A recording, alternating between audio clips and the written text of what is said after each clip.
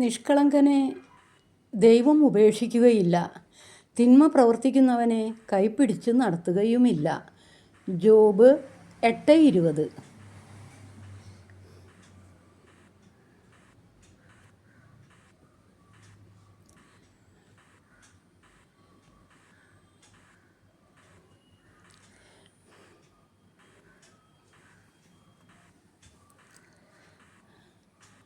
നല്ല ചിന്ത.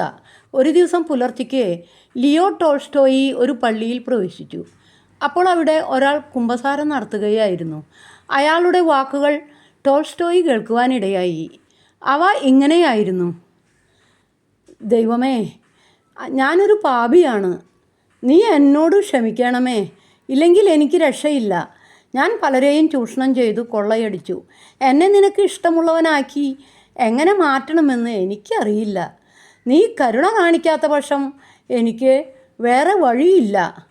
അവൻ്റെ കണ്ണുനീർ ധാരയായി ഒഴുകി. അല്പസമയത്തിന് ശേഷം മറ്റാരോ തന്നെ ശ്രദ്ധിക്കുന്നുണ്ടെന്ന് തോന്നി. അയാൾ തിരിഞ്ഞു നോക്കി. ടോൾസ്റ്റോയിയെ കണ്ട അയാൾ ക്രൂദ്ധനായി പറഞ്ഞു: ഇത് ഞാൻ ദൈവത്തോടാണ് പറഞ്ഞത്, നിങ്ങളോടല്ല. ഇത് മറ്റാരെങ്കിലും പറഞ്ഞാൽ നിങ്ങൾ കോടതിയിലെത്തേണ്ടി വരും. ഇത് ഞാനും ദൈവവും തമ്മിലുള്ള സ്വകാര്യ ഭാഷണമാണ്. ഇതേക്കുറിച്ച് ടോൾസ്റ്റോയി പിന്നീടൊരിക്കൽ പറഞ്ഞു: ദൈവത്തിൻ്റെ മുമ്പിൽ മനുഷ്യന് ഒരു മുഖം, മനുഷ്യരുടെ മുമ്പിൽ മറ്റൊരു മുഖം. പ്രാർത്ഥനയിൽ വിനയം കാണിക്കുന്ന നമ്മൾ ജീവിതത്തിൽ പലപ്പോഴും അതിന് വിരുദ്ധമായി മാറുന്നു. സത്യമായ ആത്മീയത ദൈവത്തിൻ്റെ മുമ്പിലും മനുഷ്യരുടെ മുമ്പിലും ഒരുപോലെ ജീവിക്കുവാൻ കഴിയുന്നതാണ്. ടോൾസ്റ്റോയി പറഞ്ഞത് എത്ര സത്യം! നാം എല്ലാവരും വ്യത്യസ്ത സാഹചര്യങ്ങളിൽ വ്യത്യസ്ത മുഖങ്ങൾ പ്രദർശിപ്പിക്കുന്നവരല്ലേ? ദൈവത്തോട് വിനീതരായി സംസാരിക്കുന്ന നാം മറ്റുള്ളവരുടെ എത്ര ധാർഷ്ട്യമായി സംസാരിക്കാറുണ്ട്. വിനയം ഒരു അഭിനയമല്ല, അത് ജീവിത ഭാവമാണ്. അപരനോടുള്ള ബഹുമാനത്തിൻ്റെ പ്രതീകമാണ്. മറ്റുള്ളവരെ സ്നേഹിക്കുവാനും കരുതുവാനും കഴിയുന്നവർക്ക് മാത്രമേ ദൈവത്തിന് മുമ്പിലും നിഷ്കളങ്കരായിരിക്കാൻ കഴിയൂ. ദൈവം എല്ലായ്പ്പോഴും ശ്രദ്ധിക്കുന്നത് നമ്മുടെ വാക്കുകളെയോ നടപടിക്രമങ്ങളെയോ മാത്രമല്ല, നമ്മുടെ ആന്തരിക ഹൃദയഭാവം കൂടെയാണ്.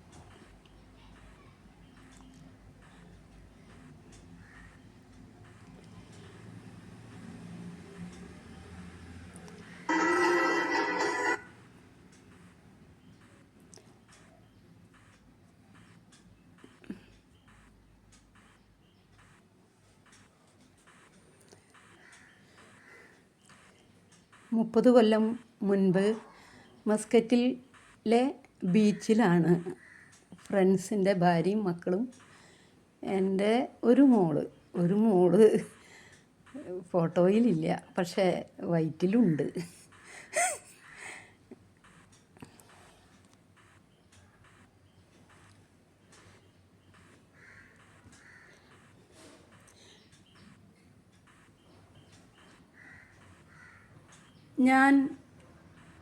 ഞാൻ മനുഷ്യരുടെയും ദൈവദൂതന്മാരുടെയും ഭാഷകളിൽ സംസാരിച്ചാലും എനിക്ക് സ്നേഹമില്ലെങ്കിൽ ഞാൻ മുഴങ്ങുന്ന ചങ്ങലയോ ചിലമ്പുന്ന കൈത്താളമോ ആണ്. 1 കൊറിന്തോസ് 13:1.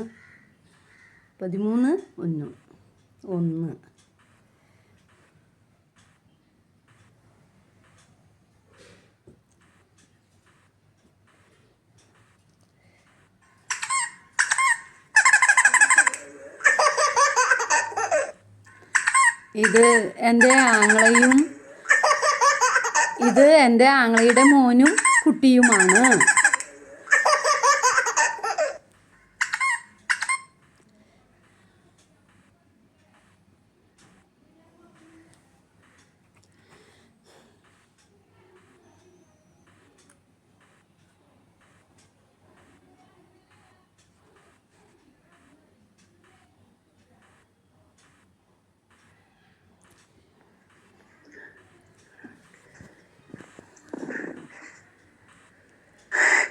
കാലികൾ മേയും പുൽത്തൊഴുത്തിൽ മർത്യനായി ജന്മമേകീശൻ മെഴുതിരി നാളം പോലെയെന്നും വെളിച്ചമേകി ജഗത്തിനെന്നും. ആഹാ ഞാനെത്ര ഭാഗ്യവാൻ, ആഹാ ഞാനെത്ര ഭാഗ്യവാൻ, യേശു എൻ ജീവനേ. കാലികൾ മേയും പുൽത്തൊഴുത്തിൽ മർത്യനായി ജന്മമേകീശൻ മെഴുതിരി നാളം പോലെയെന്നും വെളിച്ചമേകി ജഗത്തിനെന്നും. ആഹാ ഞാനെത്ര ഭാഗ്യവാൻ, ആഹാ ഞാനെത്ര ഭാഗ്യവാൻ, യേശുവൻ ജീവനേ.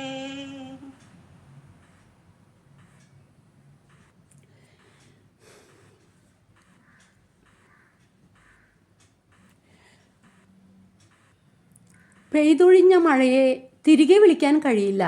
ആ മഴ തകർത്ത് പെയ്തപ്പോൾ വെറുതെ നോക്കിയിരുന്നിട്ട് തോർന്നു കഴിയുമ്പോൾ അതിലൊന്ന് നനയാമായിരുന്നെന്ന് ആലോചിച്ചിട്ട് കാര്യമുണ്ടോ? കൺമുന്നിൽ പെയ്തപ്പോൾ അതിൽ നനഞ്ഞ് മതിവരുവോളം അതിനെ ആസ്വദിക്കണമായിരുന്നു. മനുഷ്യരുടെ കാര്യവും അങ്ങനെ തന്നെയാണ്. ഒപ്പമുണ്ടായിരുന്ന ചില മനുഷ്യർ പൊടുന്നനെ ഇല്ലാതാവുമ്പോഴാണ് അവരെ കുറച്ചുകൂടി സ്നേഹിക്കാമായിരുന്നെന്ന് പലരും ചിന്തിക്കുന്നത്. തിരികെ വിളിച്ചാൽ ഒരിക്കലും വരാനാകാത്ത ആ ലോകത്തേക്ക് അവർ പോയി കഴിയുമ്പോഴേ അവർ തീർത്ത ശൂന്യതയുടെ ആഴമറിയൂ നമ്മൾ. ആഴമുള്ളൊരു പുഴയിൽ ഒപ്പം നീന്തിയിരുന്ന ഒരാളെ തിരിഞ്ഞു നോക്കുമ്പോൾ അയാൾ അവിടെ ഇല്ലെങ്കിൽ ഉണ്ടാകുന്ന ഒരു ഭയമുണ്ടല്ലോ. കുറച്ചു മുമ്പേ തിരിഞ്ഞു നോക്കേണ്ടതായിരുന്നെന്ന തിരിച്ചറിവുണ്ടാകുമ്പോഴേക്കും തിരികെ വരാനാവാത്ത ആഴത്തിലേക്ക് ആ മനുഷ്യൻ പോയിട്ടുണ്ടാകും. അതുവരെയും ആ പുഴയുടെ ആഴത്തെയും അതിൻ്റെ പരപ്പിനെയും പറ്റി നമ്മൾ ആലോചിച്ചിട്ടേ ഉണ്ടാവില്ല. അതിന് കാരണം ഒപ്പം ആളുണ്ടെന്ന ആ ധൈര്യമായിരുന്നു, ആ മനുഷ്യർ തന്ന ധൈര്യമായിരുന്നു. അവരില്ലായ്മ തിരിച്ചറിയുമ്പോൾ ആ ധൈര്യമാണ് ചോർന്നു പോകുന്നത്. സ്നേഹം മനസ്സിൽ സൂക്ഷിക്കാനുള്ളതല്ല, അത് പ്രകടിപ്പിക്കാനുള്ളതാണ്. വൈകിപ്പോകുന്ന സ്നേഹപ്രകടനങ്ങൾക്ക് വലിയ വില നൽകേണ്ടി വരും. അവരോർമ്മയിൽ മനസ്സിലേൽക്കുന്ന മുറിവിനെ ഏൽക്കുന്ന മുറിവിനെ കാലം ഉണക്കിയാലും ഒരിക്കലും മായാതെ ആ മുറിവിനെ ഓർമ്മിപ്പിച്ച് തടിച്ചൊരു തഴമ്പ് അവശേഷിക്കും. നമ്മളിൽ നിന്ന് വിട്ടുപോയൊരു മനുഷ്യനെ ഒരു സമ്പാദ്യത്തിനും തിരികെ എത്തിക്കാനാവില്ല. കൺമുന്നിലുള്ളപ്പോൾ മതിവരുവോളം സ്നേഹിക്കുക, ആ സ്നേഹമഴയിൽ മതിവരുവോളം നനയുക. അല്ലാത്ത പക്ഷം ഒരു മഴയ്ക്കും തണുപ്പിക്കാനാവാത്ത ഓർമ്മകളുടെ നീറ്റൽ അവസാന നിമിഷം വരെ മനസ്സിൽ അവശേഷിക്കും. കടപ്പാട് ജയേഷ് മൈനാഗപ്പള്ളി.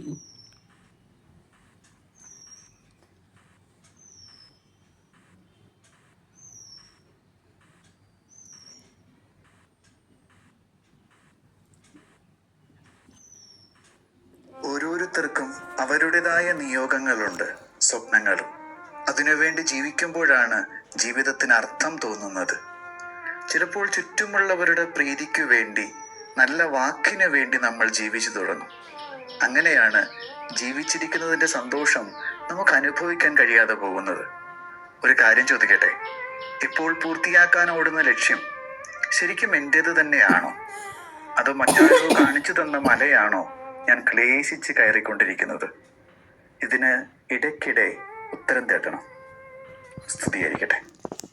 ഓരോരുത്തർക്കും അവരുടേതായ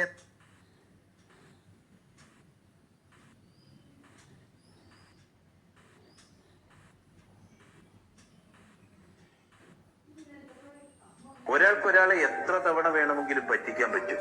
പറ്റിക്കുകയാണെന്നറിഞ്ഞിട്ടും പറ്റിച്ചേർന്ന് നിൽക്കുന്ന ചില മനുഷ്യരുണ്ട്. പഴയതൊക്കെ മറന്ന് ഇനിയും പറ്റിക്കപ്പെടില്ല എന്ന് വിശ്വസിച്ച പാവപ്പെട്ട മനുഷ്യർ. ഇഷ്ടപ്പെട്ട ഒരാളെ നഷ്ടപ്പെടാതിരിക്കാൻ വലിയൊരു സഹനമുണ്ടതിൽ. ഒരുപാട് ആഴത്തിൽ സ്വയം വേദനിക്കുമ്പോഴും അതിനേക്കാൾ ആഴത്തിൽ മറ്റുള്ളവരെ സ്നേഹിക്കുന്ന ചിലർ. അങ്ങനെയുള്ളവരുടെയൊക്കെ മുമ്പിൽ ഒരിക്കലും ജയിച്ചെന്നൊന്നും കരുതരുത്. അത്തരം തോന്നലുകൾ പോലും അവർ തരുന്ന ദക്ഷിണയാണ്. ഒരാൾക്കൊരാളെ എത്ര തവണ വേണമെങ്കിലും പറ്റിക്കാൻ പറ്റും. പറ്റിക്കുകയാണെന്നറിഞ്ഞിട്ടും പറ്റിച്ചേർന്ന് നിൽക്കുന്ന ചില മനുഷ്യരുണ്ട്.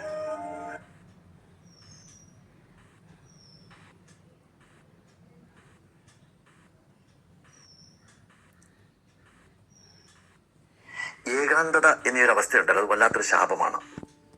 മദർ തെരേസ പറഞ്ഞത് ഇങ്ങനെയാണ്: ഏകാന്തതയും ആർക്കും വേണ്ടാത്തവനാണ് എന്ന തോന്നലുമാണ് ലോകത്തിലെ ഏറ്റവും വലിയ ദുഃഖം.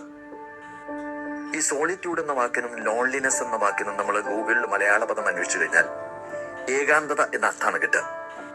എന്നാൽ ഇത് രണ്ടാണ്. സോളിറ്റ്യൂഡ് നമ്മൾ സ്വന്തം ആഗ്രഹിച്ച് തിരഞ്ഞെടുക്കുന്നതാവാം. അതായത് കുറച്ചു നേരം ഒറ്റയ്ക്കിരിക്കണം, കുറച്ച് ദിവസം ആരോരും ഇല്ലാതെ, ഒപ്പമില്ലാതെ ഒറ്റയ്ക്ക് എവിടെയെങ്കിലും പോയി താമസിക്കണം, അങ്ങനെയൊക്കെ നമ്മൾ മനസ്സിൽ സങ്കല്പിക്കാറില്ലേ? എന്നാൽ ലോൺലിനെസ് അസഹനീയമാണ്, ഒറ്റപ്പെടലാണത്. ഏകാന്തതയെ നേരിടാൻ എന്താണ് ചെയ്യേണ്ടത്? നാളെ ഞാനും കടന്നു പോകേണ്ട ഒരു അവസ്ഥയെ നേരിടാൻ എന്തൊക്കെ ചെയ്യാം എന്നറിയാൻ വേണ്ടിയിട്ട് ഞാൻ പുസ്തകങ്ങൾ വെറുതെ വായിക്കാറുണ്ട്. ഈ പുസ്തകം നല്ലതാണ്, ജീവിതം പ്രഭാപൂരിതമാക്കും. ഇതിനകത്ത് അദ്ദേഹം പറയുന്നത് കുറെ സൗഹൃദങ്ങൾ ഉണ്ടാക്കി വെക്കുക എന്നുള്ളതാണ്. അതായത് നമ്മുടെ ഹൃദയ രഹസ്യങ്ങൾ കൂടി പങ്കുവെക്കാൻ പറ്റുന്ന കുറെ ചങ്ങാതിമാരൊപ്പം ഉണ്ടായിരിക്കുക. അതെങ്ങനെയെങ്കിലും ആ സൗഹൃദം തുടരുക. ചെറിയ കാര്യങ്ങളിൽ സംതൃപ്തനാവുക. ആഡംബരത്തിൽ നിന്ന് ലാളിത്യത്തിലേക്ക് മാറുക. സൗമ്യമായിട്ട് ചിന്തിക്കുക, മൃദുവായിട്ട് സംസാരിക്കുക, തുറന്നു പെരുമാറുക. ഈ വളർത്തു പക്ഷികളെയും മൃഗങ്ങളെയും ഒക്കെ സ്നേഹിക്കുക. കുഞ്ഞുങ്ങളോട് വർത്തമാനം പറയുക, അവരോട് കളിക്കുകയും ചിരിക്കുകയും ചെയ്യുക. ഈ പുസ്തകത്തിൽ ആ ഒരു പോർഷൻ അവസാനിപ്പിക്കുന്നത് ഇങ്ങനെയാണ്: നിങ്ങൾക്ക് വേണ്ടിയിട്ട് ഒരു ഗവൺമെന്റിനും ഇതൊന്നും ചെയ്തു തരാൻ സാധിക്കില്ല.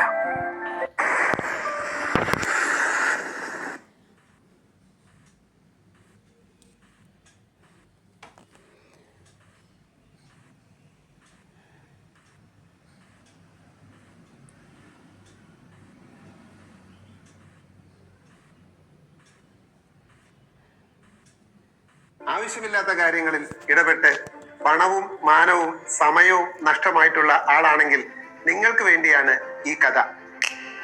ഒരു കാടിനരികെ ഈർച്ചവാൾ കൊണ്ട് മരമറക്കുന്ന മനുഷ്യർ. ഈ മനുഷ്യർ ഈർച്ചവാൾ കൊണ്ട് മരമറക്കുന്നത് ഒരു കുസൃതിക്കുരങ്ങൻ നോക്കിയിരുന്നു. ഒരാൾ മുകളിലും ഒരാൾ താഴെയുമായി, മുകളിലേക്കും താഴേക്കും വാള് തള്ളി അറക്കുന്നത് വളരെ രസകരമായി ഈ കുരങ്ങന് തോന്നി. ഈർച്ചവാൾ കൊണ്ട് മുറിച്ച് പകുതിയാക്കി വെച്ച ഈ തടിയുടെ മുകളിൽ ഒരു ആപ്പ് വെച്ചിട്ടാണ് അവർ ഉച്ചഭക്ഷണത്തിനായി പോയത്. ഈ കുട്ടിക്കുരങ്ങൻ വന്ന് ആ മരത്തിന് മുകളിലൂടെ ചാടിക്കളിക്കുകയും മറിയുകയും ഒക്കെ ചെയ്തു. കുറച്ചു കഴിഞ്ഞപ്പോ കുരങ്ങന് തോന്നി, ഈ ആപ്പ് ഒന്ന് ഊരിയെടുത്താലോ. അവൻ മെല്ലെ ആപ്പിൽ പിടിച്ച് ഇളക്കി നോക്കി, ഇളകുന്നില്ല. അവൻ സർവശക്തിയും എടുത്ത് ഊരാൻ ശ്രമിച്ചു, നടക്കുന്നില്ല. എങ്കിൽ ഊരിയിട്ട് തന്നെ കാര്യം, എന്നെ കണ്ട് ഇത് ഊരാൻ പറ്റിയില്ലെങ്കിൽ പിന്നെ എന്താണ് കാര്യം എന്ന വാശിയോടെ അവൻ ആ പൂരിയതും ഈ അകന്നിരുന്ന ഈ മരത്തടികൾ രണ്ടും അടുത്തു വരികയും കുരങ്ങന്റെ വാൽ അതിൽ കുടുങ്ങുകയും ചെയ്തു. കുരങ്ങൻ എത്ര ശ്രമിച്ചിട്ടും തന്റെ വാൽ അതിൽ നിന്ന് ഊരാൻ കഴിഞ്ഞില്ല. അല്പസമയം കഴിഞ്ഞപ്പോൾ അറവുകാർ തിരിച്ചു വരികയും ആ കുരങ്ങനെ പിടിക്കുകയും കുരങ്ങന്റെ വാൽ നഷ്ടപ്പെടുകയും ചെയ്തു. പ്രിയപ്പെട്ടവരെ, നമ്മുടെ ജീവിതത്തിലും എല്ലാ കാര്യങ്ങളിലും നാം ഇടപെടേണ്ട കാര്യമില്ല. ആവശ്യമുള്ള കാര്യങ്ങളിൽ, നമ്മളോട് ആവശ്യപ്പെടുന്ന കാര്യങ്ങളിൽ മാത്രം നാം ഇടപെട്ടാൽ മതി. ചില മനുഷ്യരുണ്ട് ആവശ്യമുള്ള കാര്യങ്ങളിലും ആവശ്യമില്ലാത്ത കാര്യങ്ങളിലും ഇടപെട്ട് തങ്ങളുടെ സമയവും തങ്ങളുടെ പണവും മാനവും ഒക്കെ നഷ്ടപ്പെടുത്തുന്നവർ. അപ്പൊ ഇനി മുതൽ നമ്മൾ നമ്മുടെ ജീവിതങ്ങളിൽ പല കാര്യങ്ങളും ഈ ലോകത്ത് നടക്കുന്നുണ്ടെങ്കിലും നമുക്ക് ആവശ്യമുള്ള കാര്യങ്ങളിൽ മാത്രം ഇടപെടാൻ നമുക്ക് ശ്രമിക്കാം.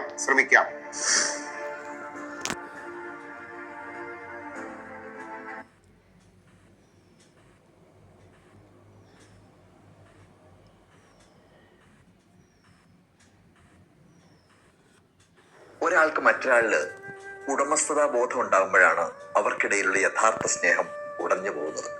ഒന്ന് ആലോചിച്ച് നോക്കി.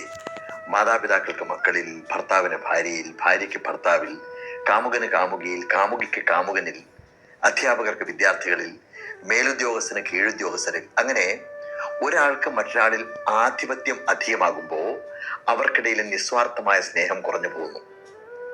ഞാൻ പറയുന്നത് അങ്ങോട്ട് അനുസരിച്ചാൽ മതി എന്ന ആജ്ഞ കേൾക്കുമ്പോൾ മറുത്തൊന്നും ചോദിക്കാൻ കഴിയാതെ അനുസരിക്കേണ്ടി വരുമ്പോൾ അത് സ്നേഹപൂർവ്വമുള്ള പ്രവൃത്തിയല്ല, നേരെമറിച്ച് ഇത്തിരി വെറുപ്പോടെയും അറപ്പോടെയും ചെയ്യേണ്ടി വരുന്ന ഒരു കാര്യമാവുന്നു. എവിടെയും ഞാനാണ് പ്രശ്നം. ഞാനിൽ നിന്ന് നമ്മളിലേക്ക് മനസ്സിനെ മാറ്റിയെടുക്കാൻ കഴിഞ്ഞാലേ അവിടെ സ്നേഹം വളരും. വീട്ടിൽ, ഓഫീസിൽ, വിദ്യാലയത്തിൽ, പ്രണയത്തിനിടയിൽ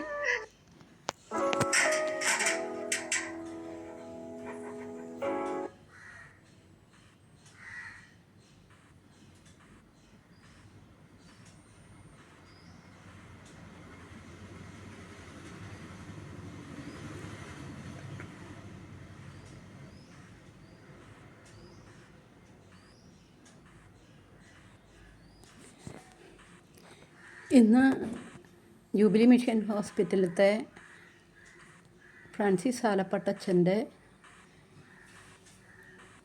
പുത്തൻപള്ളിയിൽ കുർബാനയും ശവസംസ്കാര ചടങ്ങുകളും ആണ് പുത്തൻപള്ളിയിൽ. അത് കഴിഞ്ഞാൽ മെഡിക്കൽ കോളേജിലേക്ക് അച്ഛൻ്റെ ശരീരം മെഡിക്കൽ കോളേജിലെ കുട്ടികൾക്ക് പഠിക്കുവാനായി ദാനം ചെയ്യുന്നു. ഇന്നേ ദിവസം എല്ലാവരും അച്ഛനു വേണ്ടി പ്രാർത്ഥിക്കുമല്ലോ.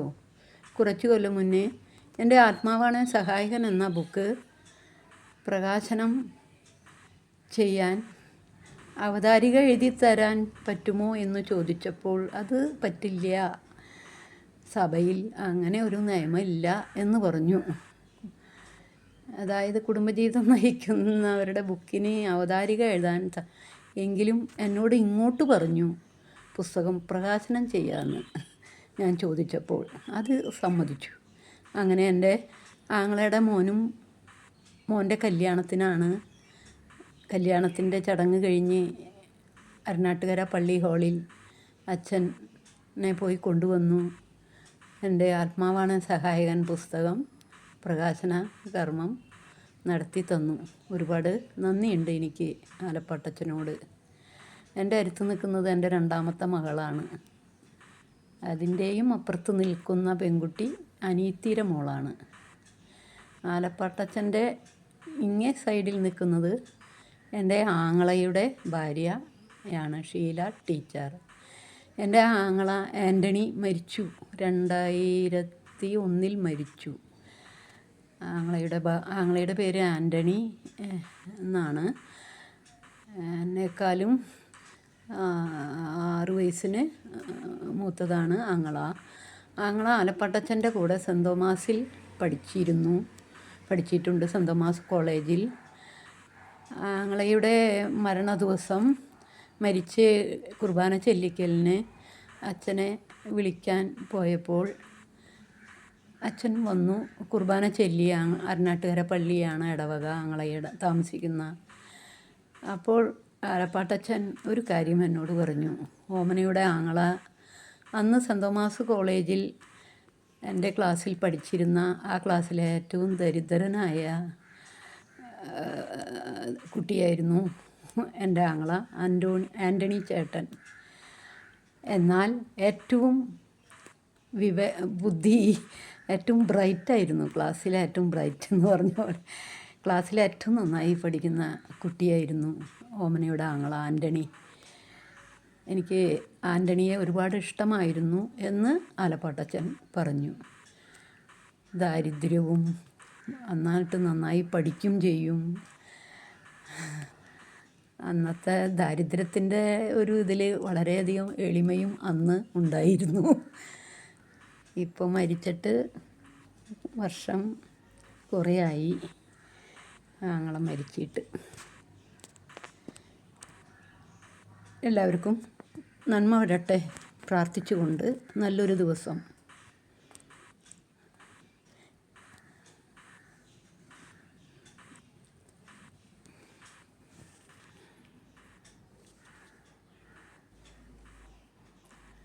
അച്ഛനു വേണ്ടിയും ആലപ്പാട്ടച്ഛനു വേണ്ടിയും എല്ലാവരും അച്ഛൻ്റെ ആത്മാവിന് വേണ്ടിയും പ്രാർത്ഥിക്കുമല്ലോ.